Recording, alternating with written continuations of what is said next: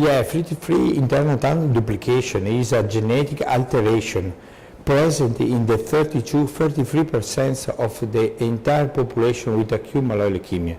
All the leukemic patients has this abnormality, which is a receptor on the surface of the leukemic blast cells, conferring a very important proliferative advantage to the leukemic stem cell. So this is a marvelous target because it's peculiar for leukemic stem cells and absent in the presence of the normal stem cell.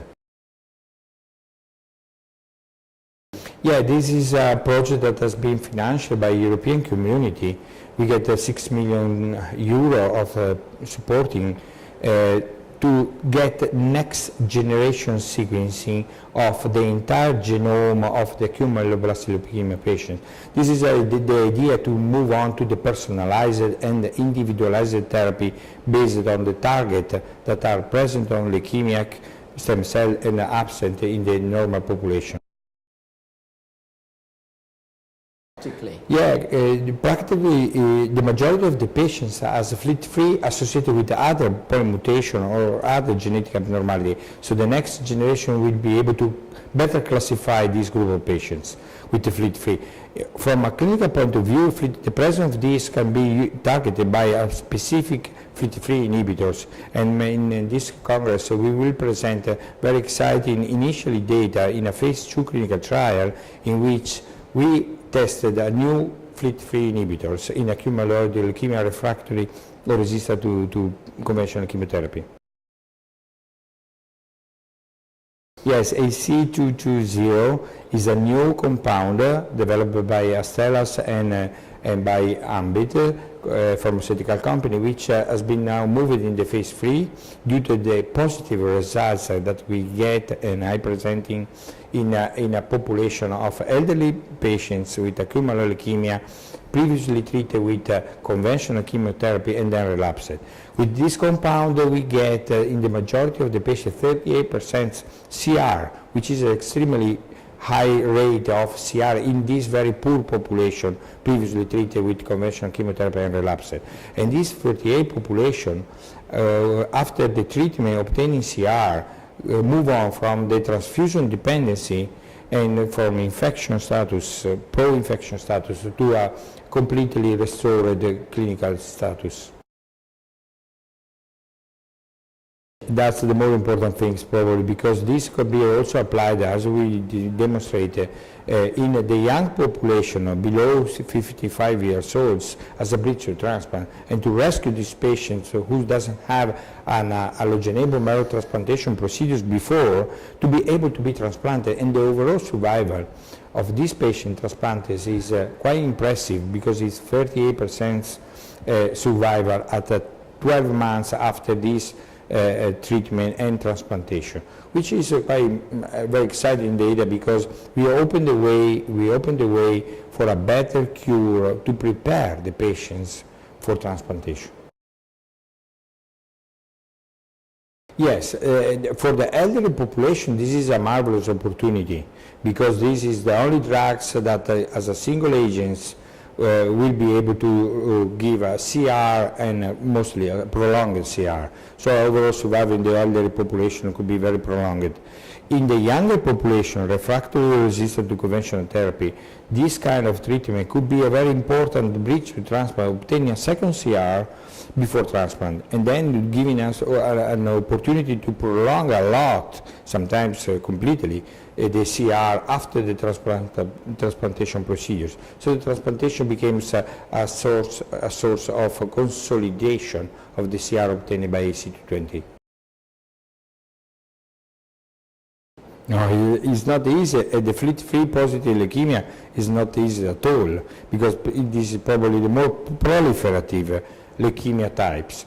And these drugs which makes stops in the proliferation of the leukemic stem cell, a selective stop of proliferation of leukemic stem cells, make a great advantage in the patients moving on to the transplantation, reducing in a very small amounts of minimal residual disease leukemia status before the transplant. So the transplant take over to the complete restoring of cure of this patient.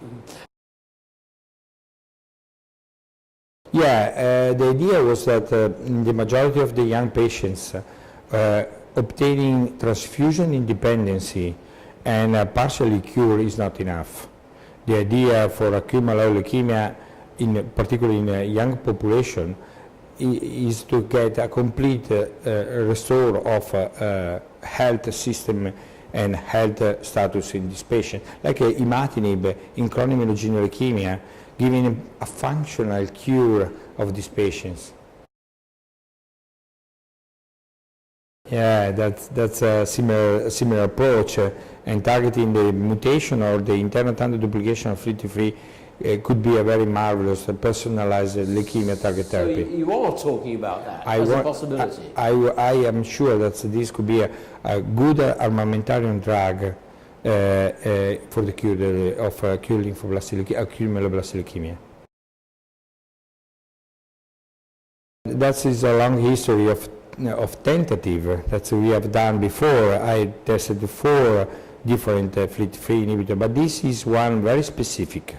It works a very nanomolar activity, was present at very nanomolar concentration of the drugs. It was also very well tolerated from the patients. Most of the patients with other FLT3 as a modification of the taste, deeply modification of the taste, sometimes headache, sometimes fever.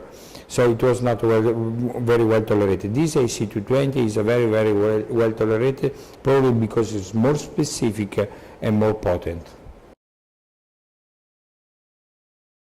In this particular population, which were refractory patients, very poor clinical status, the drug was very well tolerated. Most of the patient takes the drugs at home, they stay at home, and they are not too much transfusion dependency and not too much infection. Yeah, we are also working, not presenting in this meeting, but we are also working with another good compound, which is a MDM2, MDM4 inhibitor in acute myeloid leukemia. Is a reactivator of p53, a protein very important for the induction of apoptosis in acute myeloid leukemia. And preliminary data, this has been developed by Roche, is a clinical trial, an ongoing phase 1, phase 2 clinical trial, is a very good important drugs in combination with FLT3 inhibitor or in combination with RC. And this is another promising history, but I have. Yeah, the practical message is when you get an acute myeloid leukemia, you get 1/3 possibility that FLT3 could be involved, first. Second, this FLT3 receptor alterated conference a truly resistance types of leukemia, and new types of inhibitors like AC220 are a promising drug to be introduced in the clinical practice of the therapy of acute myeloid leukemia.